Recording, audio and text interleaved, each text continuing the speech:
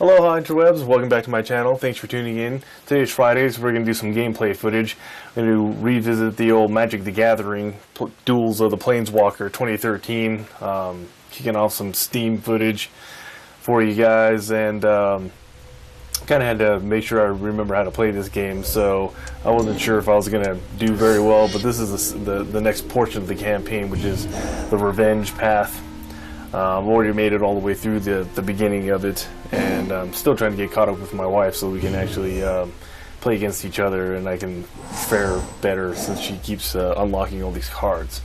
So I'm using this red goblin deck against the blue kind of flying creature deck, and I was hoping that this goblin deck would kind of roll through. I remember the last time I played against this flying creature control deck, it gave me a lot of problems. You have to do some relentless attack. It has the ability to take your cards away, put them back in your hand, and make your hand and your deck pretty ineffective. So starting off by put down one goblin, and then I cast a card that let me put down 2 goblin counters. And my game plan with this goblin deck is pretty much a no-brainer. It's just all-out assault, attack relentlessly as often as I can. So hopefully the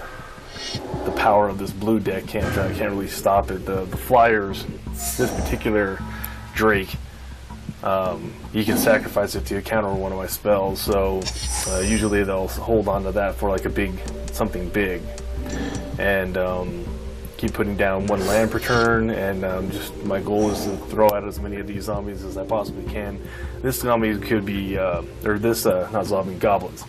This goblin can actually prove to be pretty useful to me in this particular situation because he has protection from blue, and all of the spells that are being played by the computer are blue spells, so that may come in handy.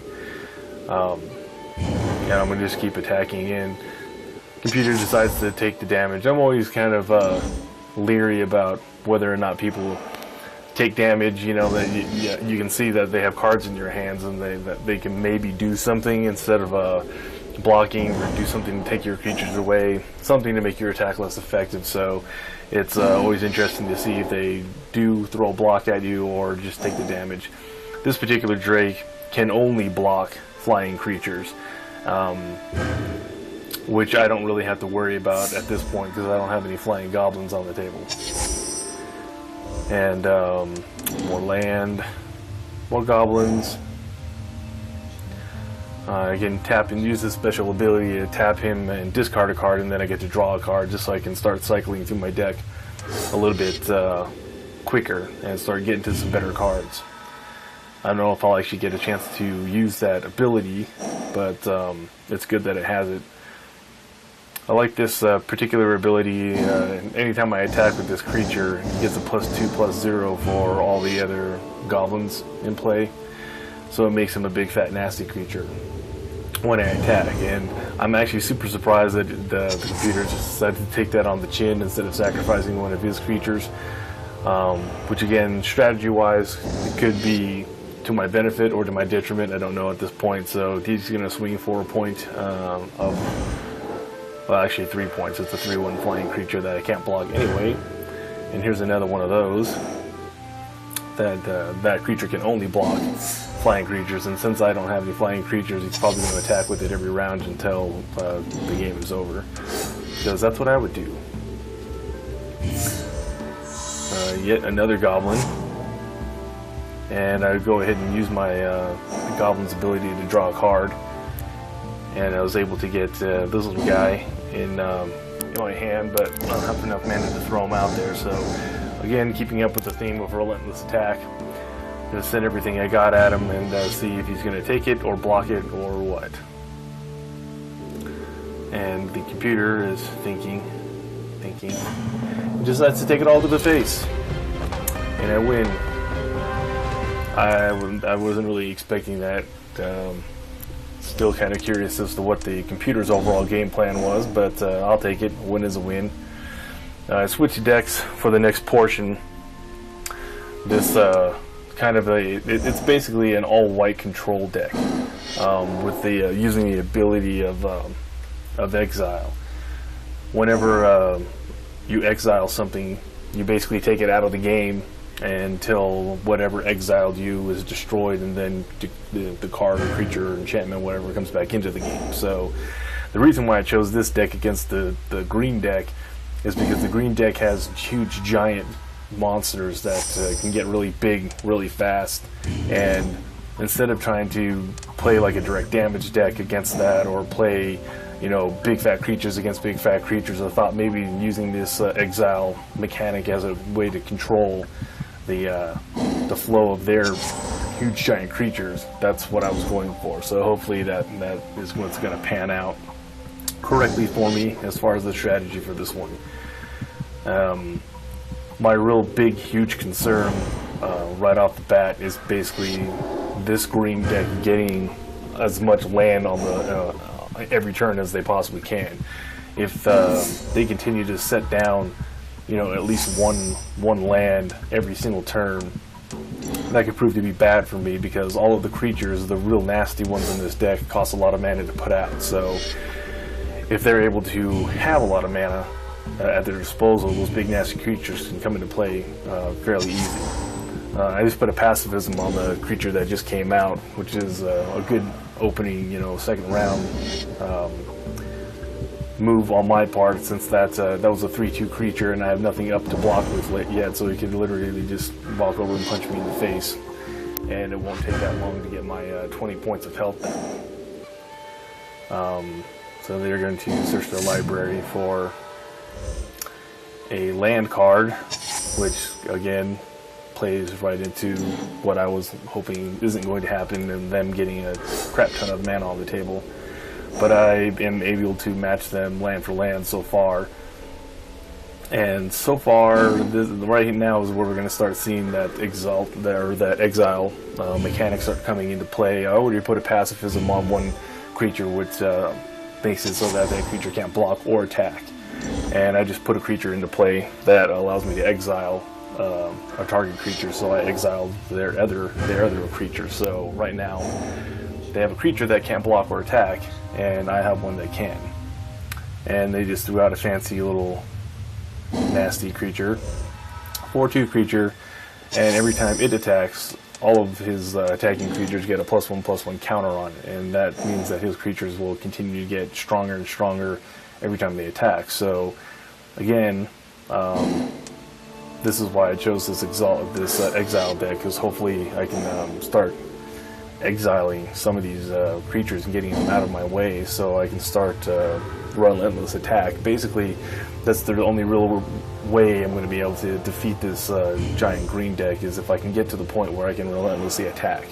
And that hasn't happened yet, because we're both playing this like pussyfooting game. I need to start getting some more creatures out there so I can fulfill my plan, my destiny. And they have a lot of land over there, which is not what I wanted to see. And this is one of the reasons why. I hate this damn creature. It's a 2/2 creature once it hits the table, which is pretty good. But whenever it attacks, it gains +1/+1 for every land that it has in play, for every forest that he has in play. So that's a giant creature. Here's a cute little lady. She comes into play. She has power and toughness equal to the amount of creatures that I have in play. So, and actually I think that's just that she has power and toughness equal to the amount of creatures I have in play. Or maybe during attacking. I guess I should have read that. Still not quite at the point where I can just, you know, attack. I think we're both just kind of playing. It would help if I were quicker, you know, Johnny on the spot with that skip attack phase, if that's what I was going to do. We're both just kind of playing counterpunch right now. Oh, that's a big nasty creature. So attacking with his worm. Yeah, I'm going to block it, because I don't take any of that damage, even though it actually is quite a bit larger than my creature. It doesn't have trample, which is an ability that allows some of that damage to trickle over to me, but I can throw any creature in front of it that I want, and it takes the brunt of the attack. So, yeah, here's another one of these damn things I need to try to get rid of. That buffs all of its attacking creatures. Oh, there you go. That's what I was looking for. Here's another pacifism. That's going to go on her big nasty creature. That is a creature enchantment that makes it so that that creature can no longer block or attack. So the exile thing really hasn't kicked in yet, but at least I'm getting cards that are allowing me to kind of neutralize those big attackers. This is sorcery. Two target creatures you control each get +2/+2 and gain flying until the end of turn, which is not super huge and useful to me at the moment, but I might as well use it. Why not? So I made my creatures +2/+2, two of them, and then I attacked with both of them since they're flying, and my opponent doesn't have any creatures that can block flying creatures. They pretty much just have to take it. So that was 5, 6, 7, 8 points of damage. Not a bad attack turn for me, but I'm still worried about giant creatures hitting the board on the green side, and now I'm getting I didn't need land. I needed something a little more useful than that. I just still have one creature that has flying, so since they can't block my flying creature, I'll just fly over and attack for a measly 1 point.